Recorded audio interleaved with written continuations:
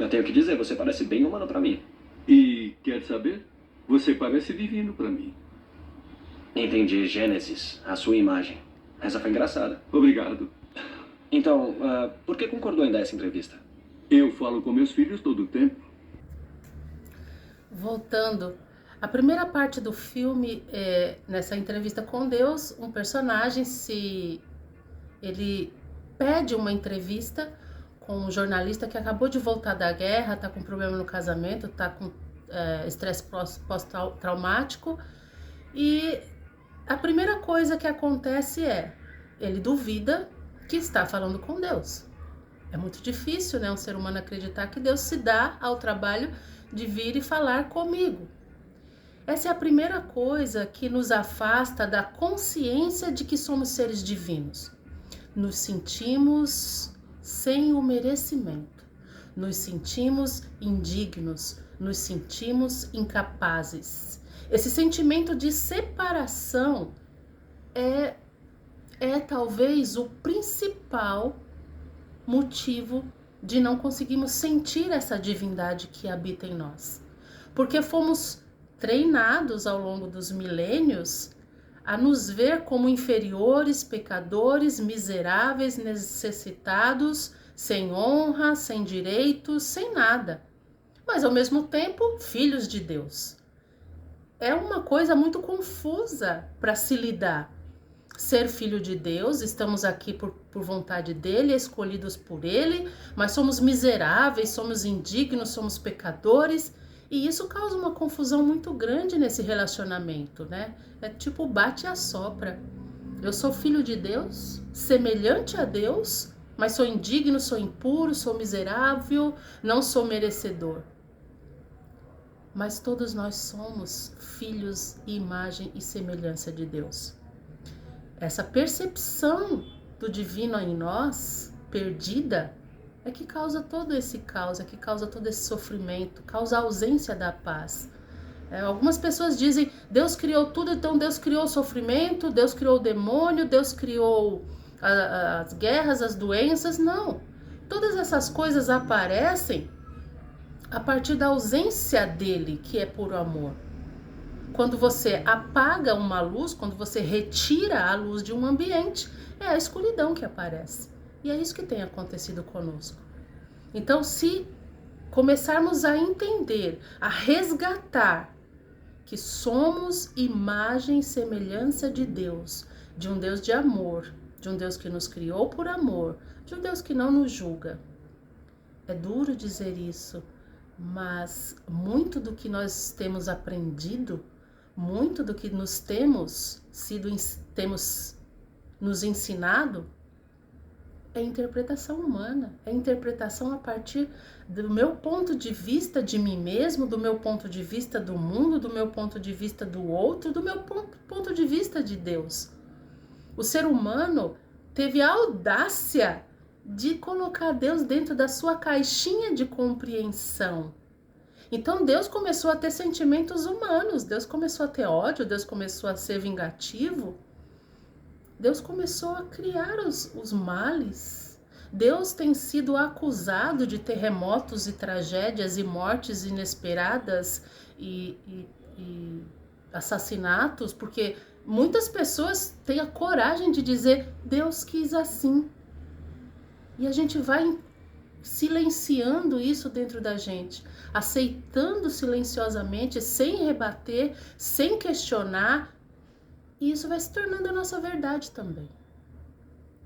Primeira coisa que nós já podemos aprender, somos imagem e semelhança de Deus, é na íntegra. Somos falhos, sim. A partir do momento em que somos humanos, tivemos que reduzir muito o nosso ser espiritual, a nossa divindade, para caber dentro da matéria. Experimentar as coisas criadas por Deus materialmente.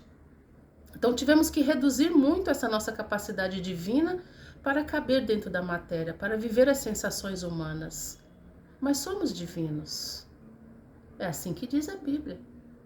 Fareis as coisas que eu faço e fareis ainda melhores porque eu vou para o Pai. Eu e o Pai somos um. Somos um. Todo aquele que está em Deus está em mim e Deus está nele. Precisamos começar a questionar isso, a mergulhar mais profundamente nas coisas que estão escritas e precisamos principalmente aprender com o conhecimento de Deus, que vai nos levar a saber até onde é pura luz de Deus, amor de Deus sendo manifesto na Bíblia, nas pessoas, nos ensinamentos, nas instituições religiosas, e a partir de que ponto é a interpretação humana, é a adaptação humana. Infelizmente, tem muita adaptação humana mesmo na Bíblia. Mas conhecendo a fonte, a gente consegue descobrir lá dentro o que é adaptação e o que é pura luz e amor. Você não vai acreditar nisso. Eu tô fazendo uma entrevista. Tá certo. Com quem?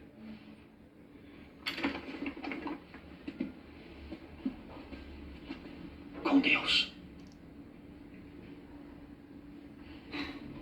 Entendi. É. Eu adorei. É uma ótima ideia. Gostou? Porque eu tava começando a ficar na dúvida. Não. Pro seu blog? Ou talvez pudesse ser uma coisa maior. Eu não sei. Como assim maior? Edição impressa, quarta coluna, interesse geral, toda quinta. Aí. É isso aí. Primeira página. Você tá brincando? Já é hora de Deus sair na primeira página, discorda? Não, é claro que não. Que bom. Mas o que o pessoal aqui vai pensar? Não acha que vai causar um mal-estar por aqui? Não mesmo. Acho que eles já não gostam de você. E essa parte é bem interessante, né? A gente vai puxar um versículo bíblico que fala: buscai em primeiro lugar o reino dos céus e tudo mais vos será dado em acréscimo. Algumas outras versões, buscai em primeiro lugar o reino de Deus e tudo vos será acrescentado. Mesma coisa. Aí começa o quanto nós estamos buscando o reino de Deus. E aí eu já falo, eu participei de igreja por muitos anos, fiz meus trabalhos em igrejas, adorava, mas nós temos uma visão de buscar a Deus, buscar o reino de Deus em primeiro lugar, como uma coisa muito maçante, cheia de regras, chata, uma coisa que nos amarra, que nos proíbe, que nos limita. E é isso que é pregado, é isso que é ensinado. Quanto mais a pessoa tem aquela expressão de sofrimento, de bondade firmada no rosto, eu não faço isso, eu não faço aquilo, eu não posso isso, eu não posso aquilo, eu não digo isso, eu não como aquilo, eu não faço, eu não vou tal lugar. E isso nos afasta dessa busca do reino de Deus, porque nós imaginamos que essa busca do reino de Deus seja muito chata. Não é nada disso.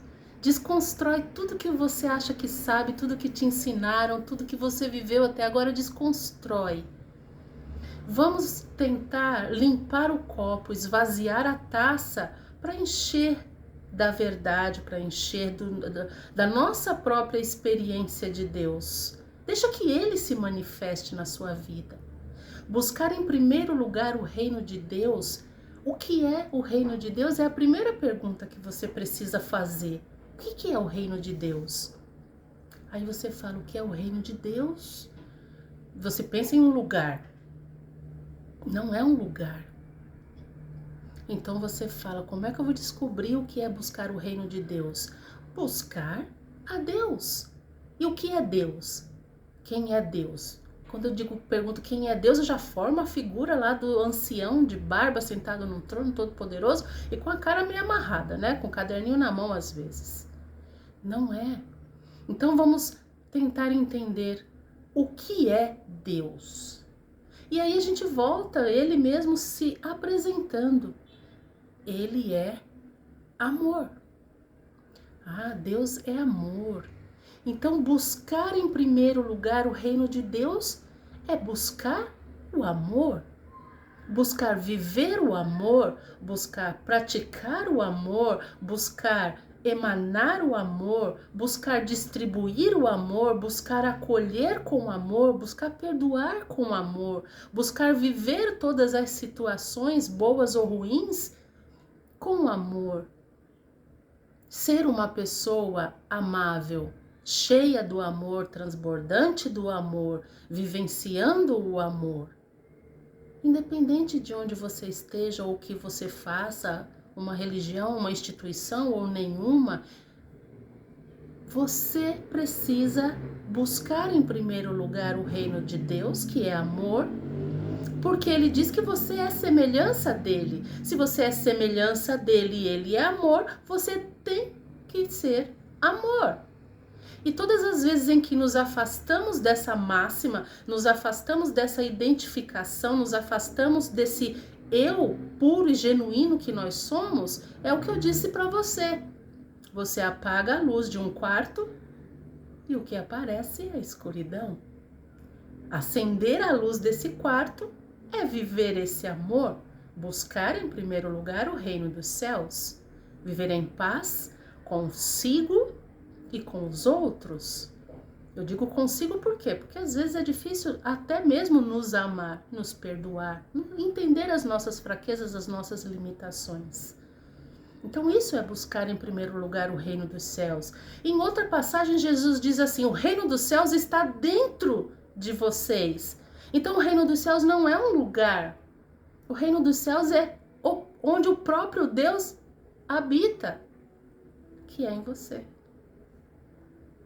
É preciso, diante dessa parte, buscar em primeiro lugar o reino dos céus, colocar Deus na primeira página. E aí você começa a se preocupar com o que as outras pessoas vão falar. Ah, eu vou parecer assim, ah, eu vou parecer um bobo, ah, eu vou perdoar, ah, eu vou tratar com educação, com amor, com carinho, vão me considerar fraco, porque o ser humano tem a ideia de força, de ignorância, de violência, de poder, de dinheiro, de status, quando ele diz que ele é amor e ele é o Todo-Poderoso. Então o poder está no amor. E nos preocupar com o que os outros vão dizer, ele diz uma coisa aqui que é muito interessante. Eles já não gostam de você. As pessoas que não têm essa vivência do amor puro e genuíno, gostam de você até a página 2. Gostam de você enquanto você é útil, enquanto você concorda com ele.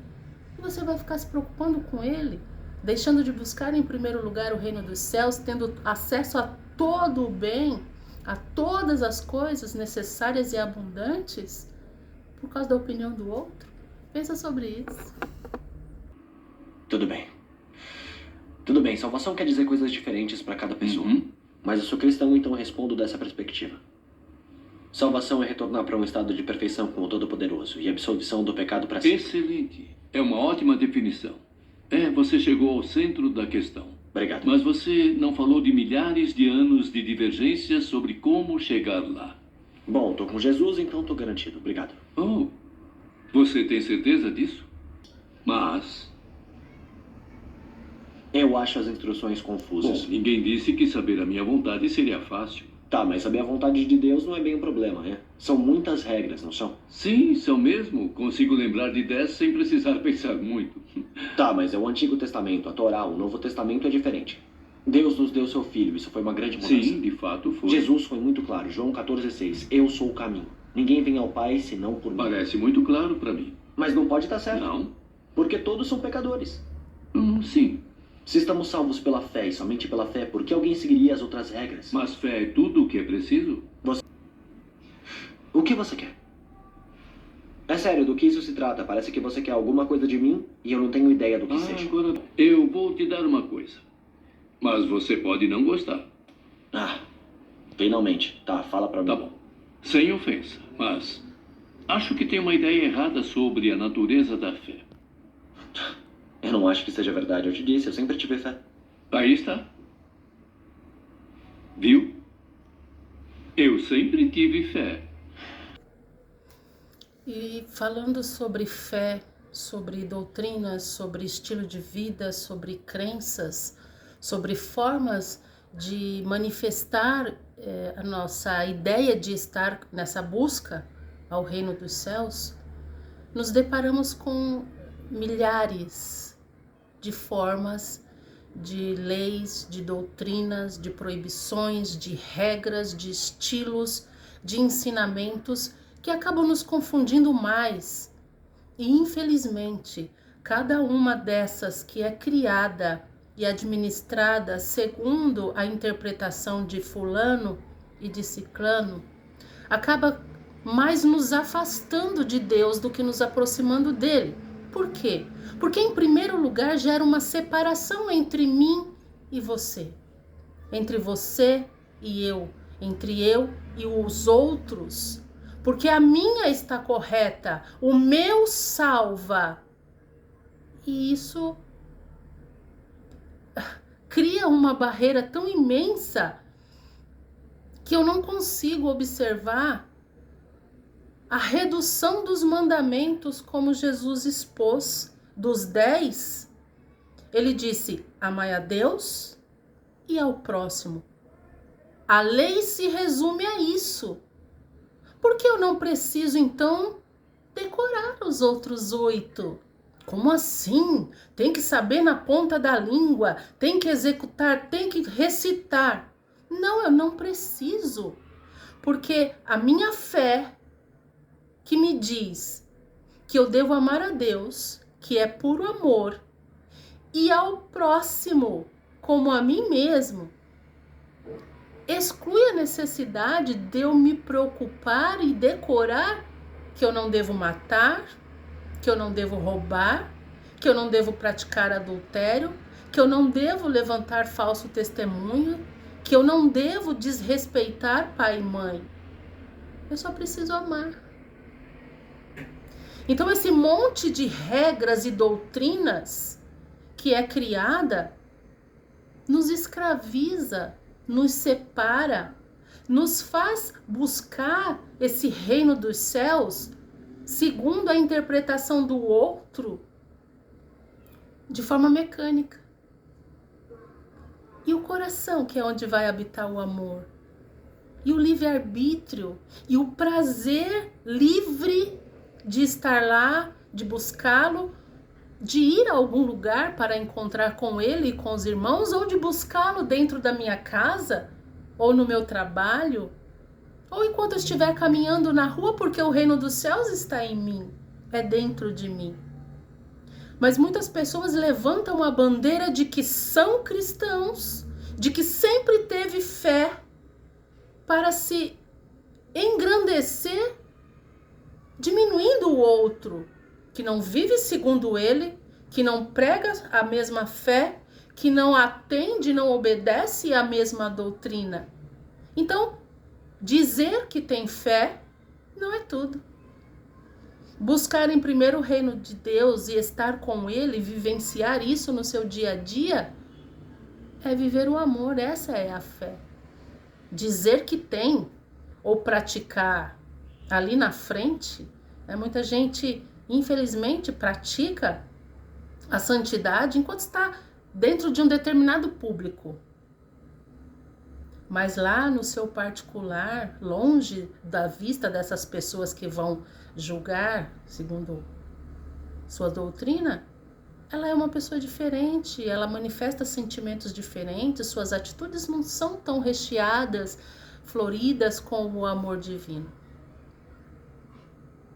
Amar a Deus sobre todas as coisas e ao próximo como a ti mesmo, em atos, ações concretas, não em palavras.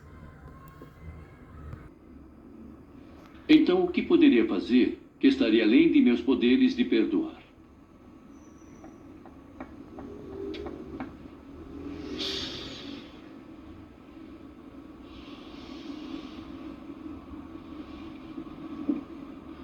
Ou acabei de fazer uma pergunta muito importante? Eu não quero falar sobre isso. Vamos mudar de assunto, por favor? Por quê?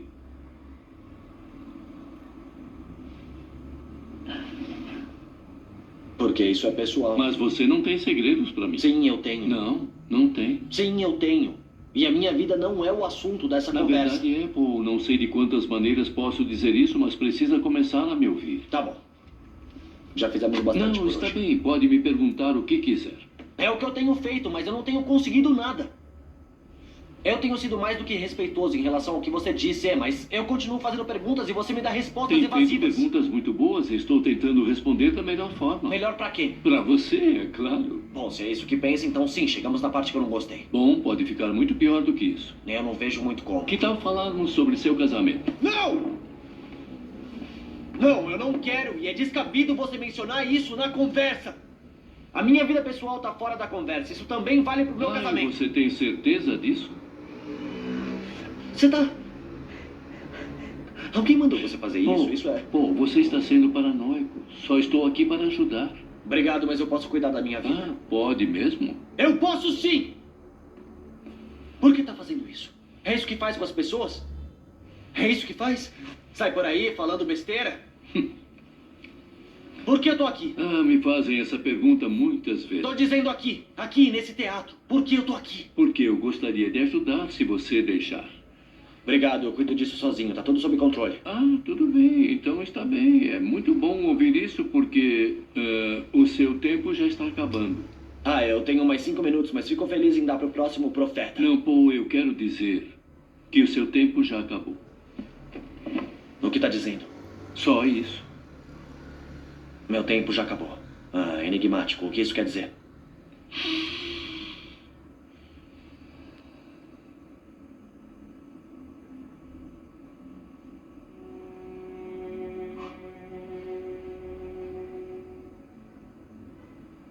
Tá dizendo... Sim.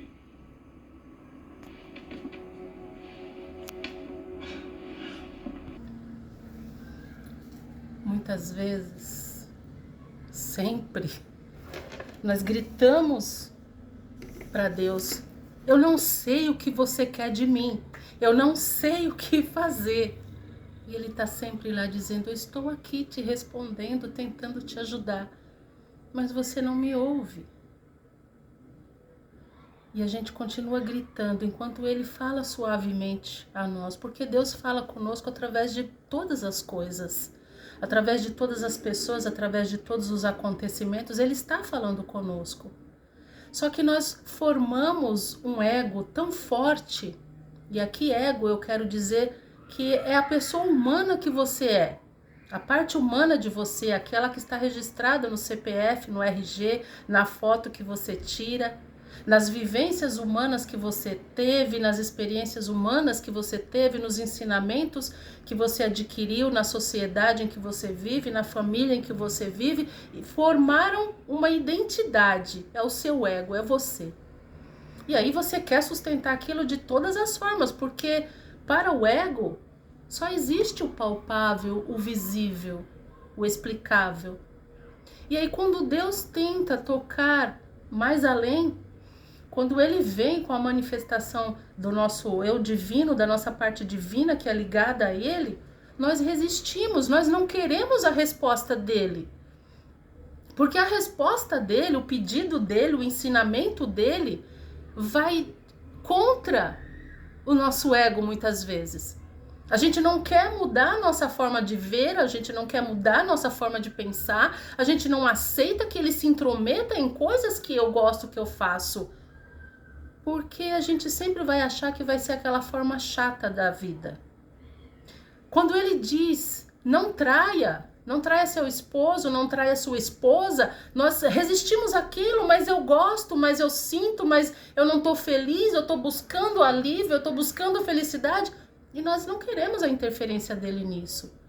Quando Ele diz, perdoa aquele que te magoou, aquele que te ofendeu, nós gritamos de volta, mas ele foi injusto, ele foi cruel, ele agiu contra mim, ele me traiu, ele me puxou o tapete, ele me roubou. Nós não queremos a resposta dele.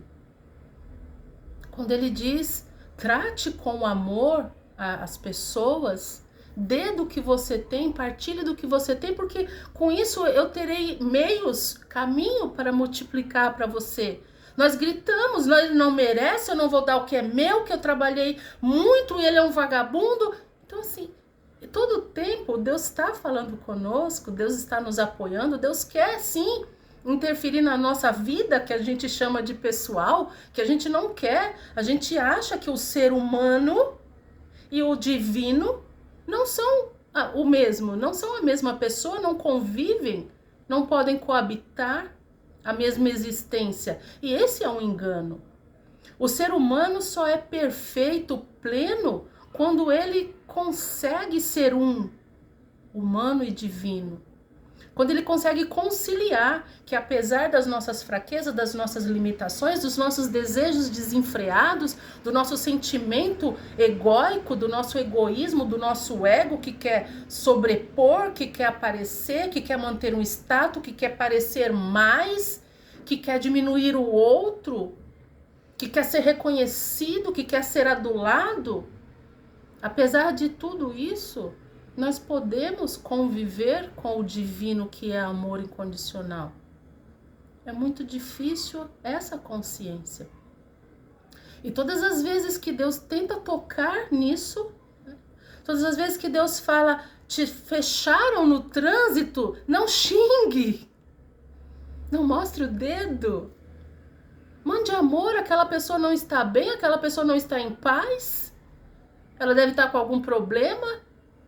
Ou ela simplesmente deixou com que o ego, que é aquele que segue a multidão, né? Todo mundo faz, eu faço também. Deixou que ele agisse, que ele falasse mais alto, mas não se iguale, não imite. Seja meu imitador e não dele. Todas as vezes que Deus nos pede esse tipo de atitude, esse tipo de mudança, a gente vai com toda a aspereza. Não quero que mexa nas minhas estruturas, não quero que mexa nas minhas convicções, eu não quero que mexa na fé que eu aprendi a adquirir de outra pessoa, não sei nem de onde ela adquiriu. E eu falo isso com muita segurança porque a mesma Bíblia, a mesma palavra, originou milhares de denominações religiosas. Cada uma com sua doutrina, a mesma Bíblia. Se isso não é interpretação humana, me explica o que é. Então, quando a pessoa está muito enraizada na sua vida carnal, no seu ego, na pessoa que ela é, constituída por suas crenças, por sua formação acadêmica, por sua situação profissional destacada, por sua situação social, por sua situação financeira, quando ela está muito enraizada na personalidade, no CPF, no RG, na foto que ela vê, ela não consegue entender que isso pode e deve, para bem dela, para maior paz, maior crescimento. Ela pode crescer financeiramente, socialmente, politicamente, do jeito que ela quiser. Não há limitações. Mas associado em convívio com o reino de Deus, que é amor.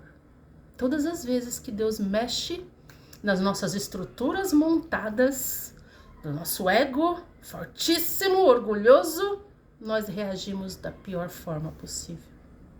E às vezes, para chamar a atenção, alguma coisa mais drástica acontece. Alguma coisa que sai fora do poderoso controle do nosso ego, do nosso CPF, da nossa conta bancária acontece. Deus não provoca isso.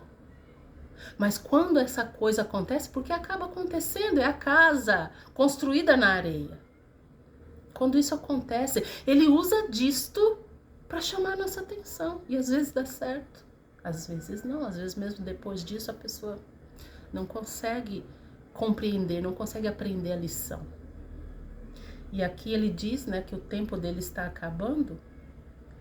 Tem uma passagem bíblica também que diz assim: em tudo que fizerdes, lembra do teu fim. Em tudo que fizerdes, lembra-te do teu fim, e jamais pecarás, jamais cometerás erros, jamais agirá com arrogância, jamais agirá com orgulho, jamais agirá com soberba, jamais agirá pautado no ódio, na vingança, no ressentimento, jamais guardará ressentimento de ninguém.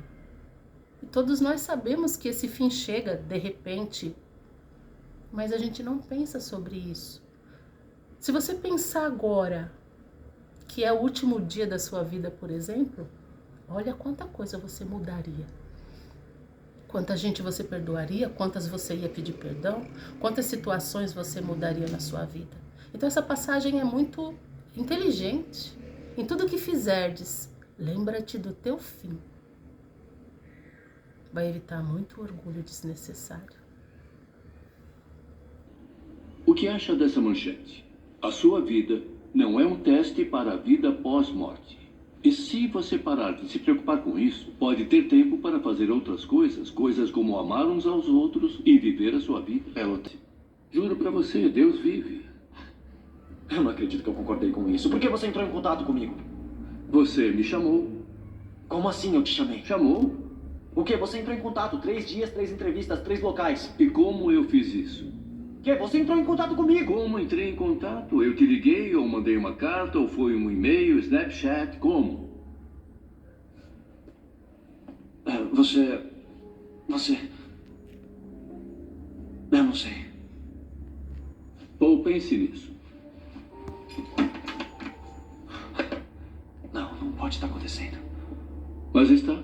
Então, por favor, por que não sente e vamos conversar? Só estou aqui para ajudá-lo. Ajudar? É. Isso é piada. Como me ajudou? Impedindo você de tomar uma decisão muito ruim e o mantendo a salvo. A salvo? Sim, Você me disse que eu ia morrer. sim. Ia me dizer quando? Sim, mas você já sabia. Do que tá falando? Como eu sabia? Como é que eu podia saber? Você sabia exatamente quando.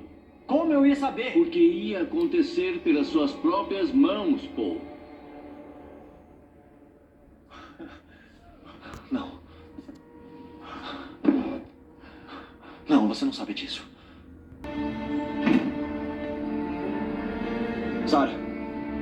Sarah, eu não aguento mais, sério. Eu preciso falar com você. Você pode me ligar de volta? É importante. Por favor, me liga. Tá bom, tchau.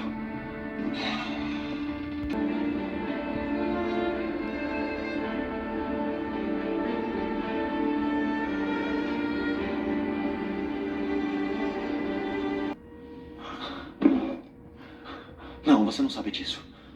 Nem sempre há sinais quando alguém está com problemas. Mas você não pode esconder de mim. Por que tá fazendo isso comigo?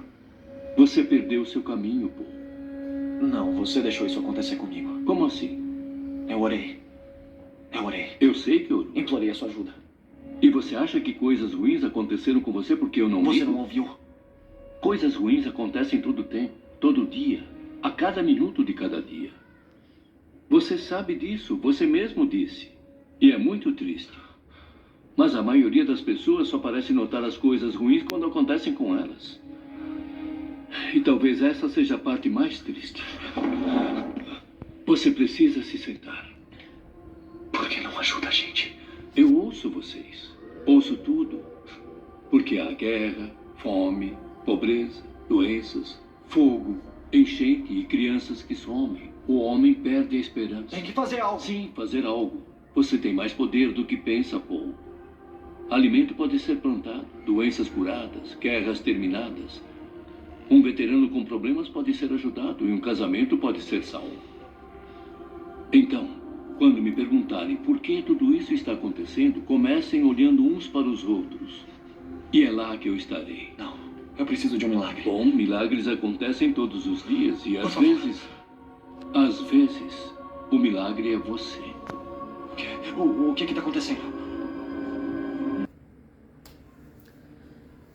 Diante dessa estrutura tão bem alicerçada na areia, mas a gente pensa que está, que é o nosso ego, a nossa compreensão minimamente humana da pessoa humana que somos, esquecendo a pessoa divina que há em nós, a gente não consegue compreender como Deus fala.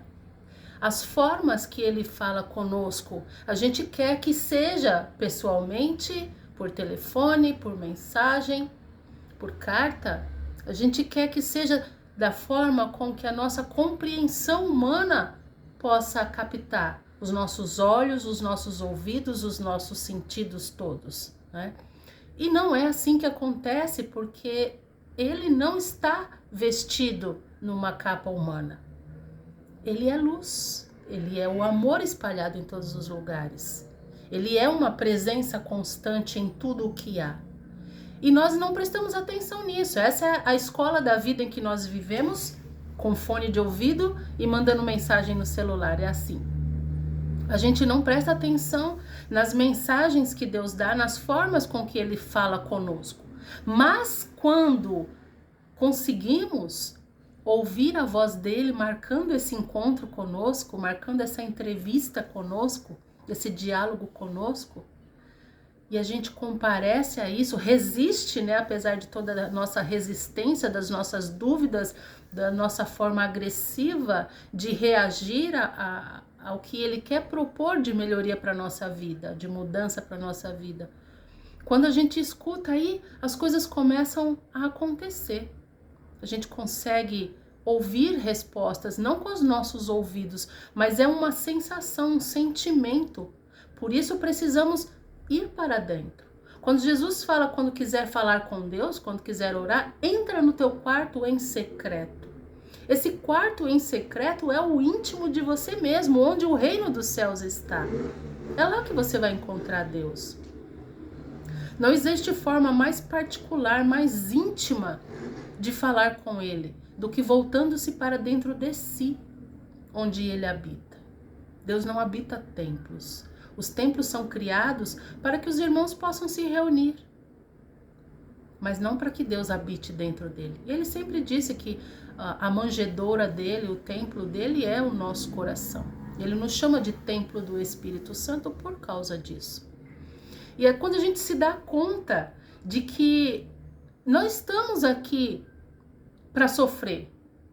Eu já falei isso outras vezes, não faz o menor sentido estarmos em Deus. Nós somos um sonho de Deus. Deus nos sonhou, nos pensou, nos planejou e desejou experimentar, vivenciar toda essa obra grandiosa dele através dos nossos olhos, através dos nossos sentidos, caminhar conosco por entre esse jardim que ele planejou para nós.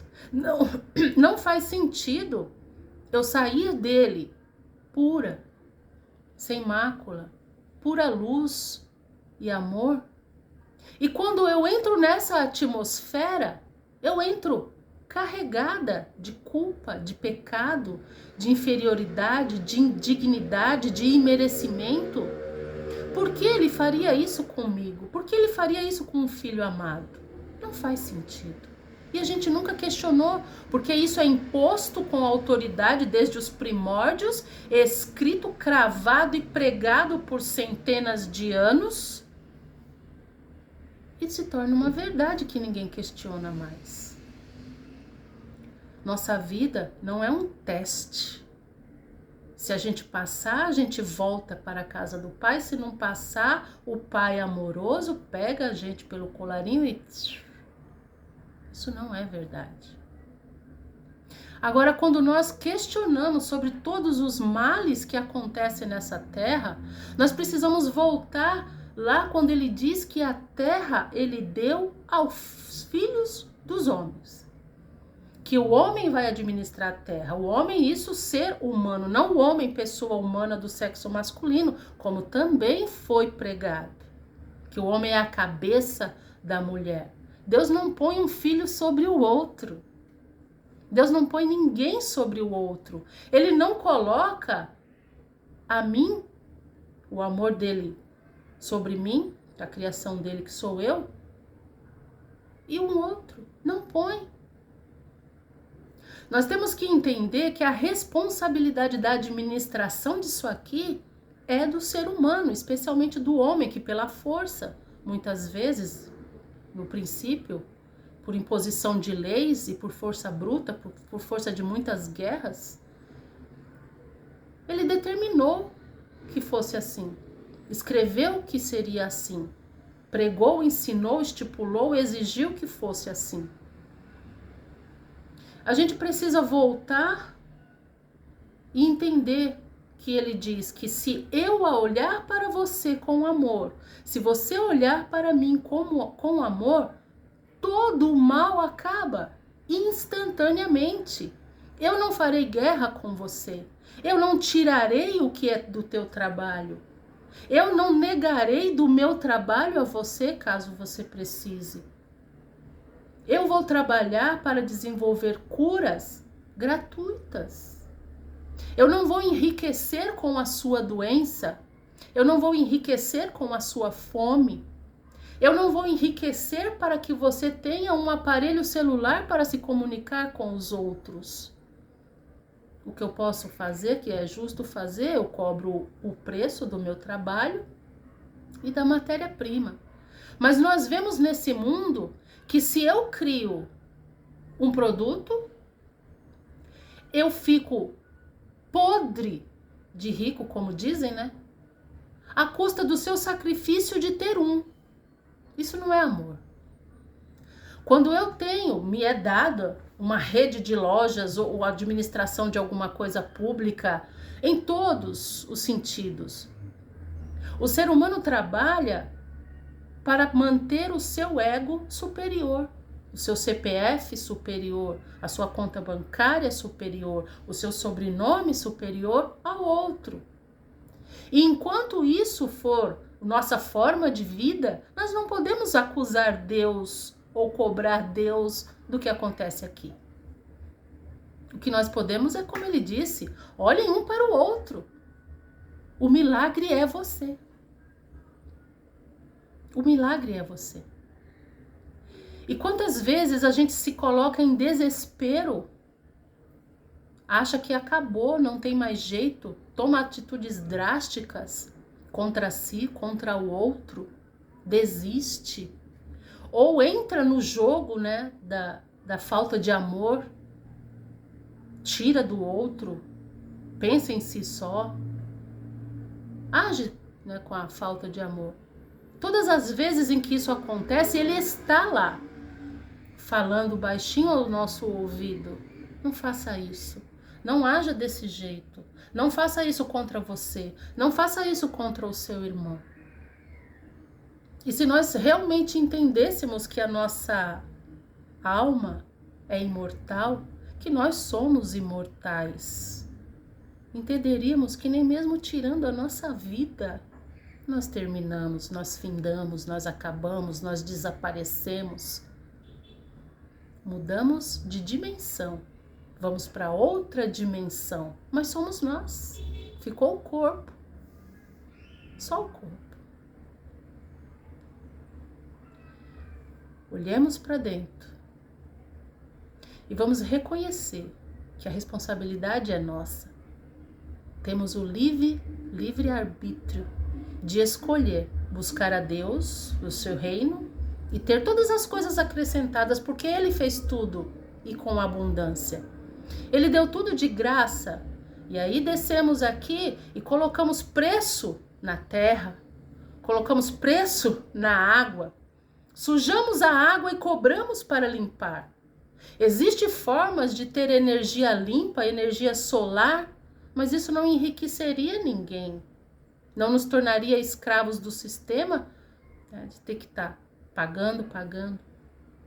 A pessoa, por exemplo, que fornece a energia elétrica, ok, ela trabalhou, ela tem a invenção de outro, né, foi outro que descobriu essa manipulação da energia elétrica e seus usos.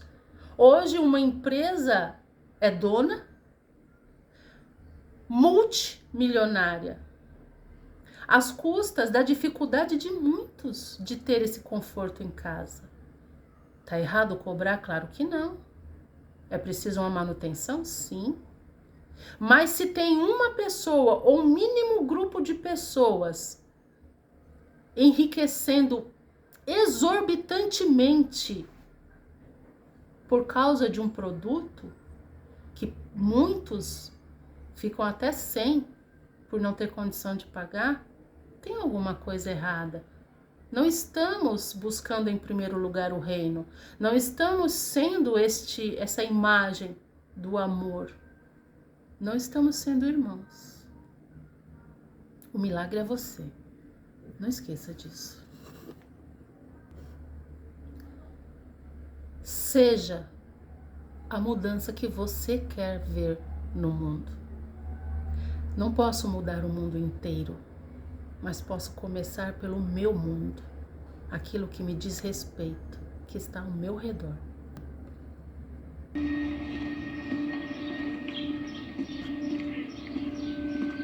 Mas quando nós permitimos que Ele nos toque, quando nos abrimos minimamente para o agir dele na nossa vida, não precisa muito.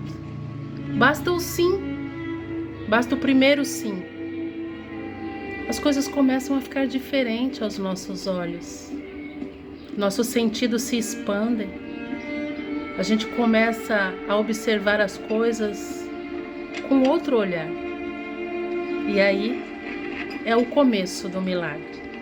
É o começo da salvação.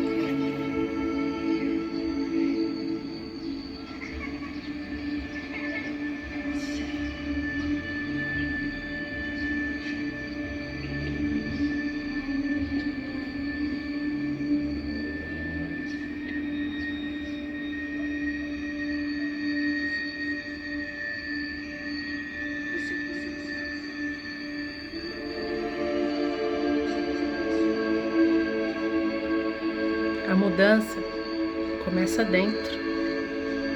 O milagre está dentro. O reino do céu está em nós.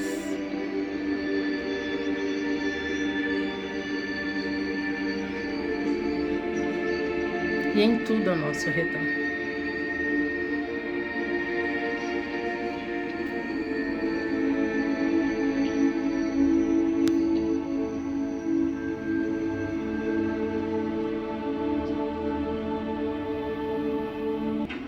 As coisas que antes provavelmente nos abateria, tiraria de nós a paz, perdem a importância.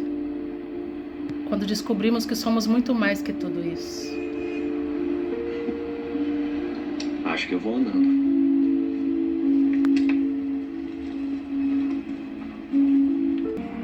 Livres da necessidade, do status, do ego, da mantenedura, da manutenção do ego. Podemos E aí, sorrir. Matt? Como foi hoje? Ótimo. Nossa, legal. Não, tudo bem.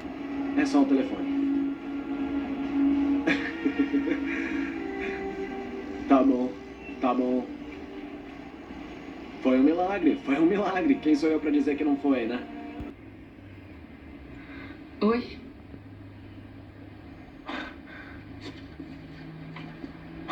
Bom ver você.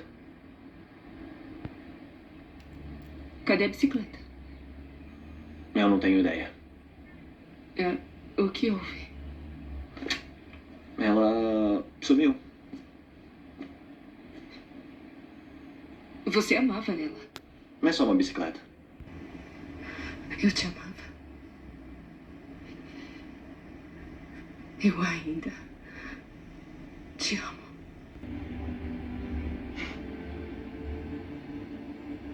Vamos conversar? Lá dentro?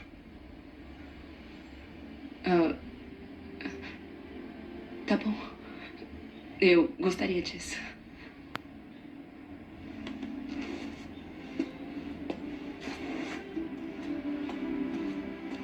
Sarah. Eu também te amo. Ter fé não vale muito, se você realmente não acreditar. O que você poderia fazer que estaria além do meu poder de perdoar? Então, sim.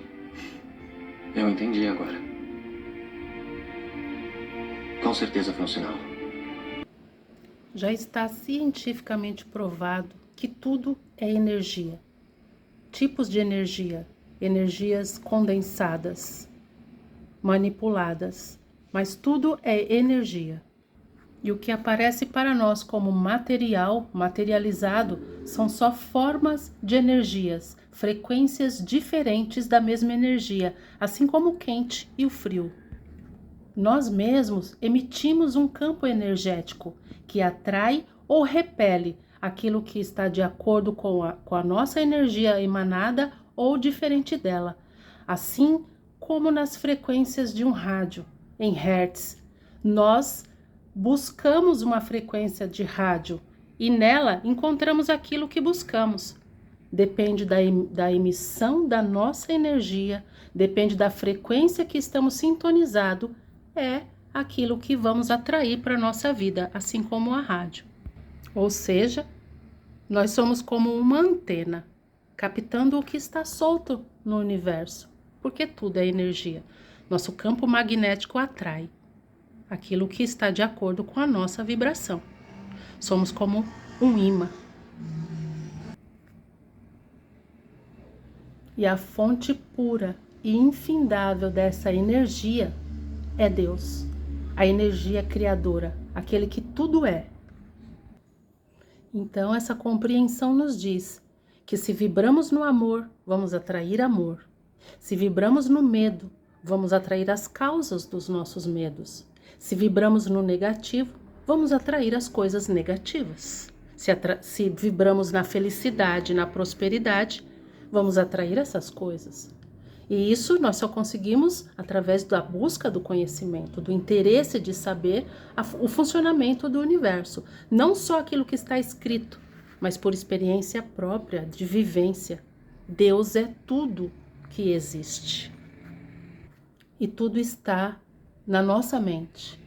Aquilo que nós entendemos como verdades, nossas crenças mais enraizadas, mais profundas, aquilo que acreditamos é o que vamos manifestar na nossa vida. Acredite no amor, pratique o amor, seja o amor. Você já sabe como funciona, se gostou, curte, compartilha, se inscreve para que eu possa fazer outros. Fica com Deus, o Deus do amor.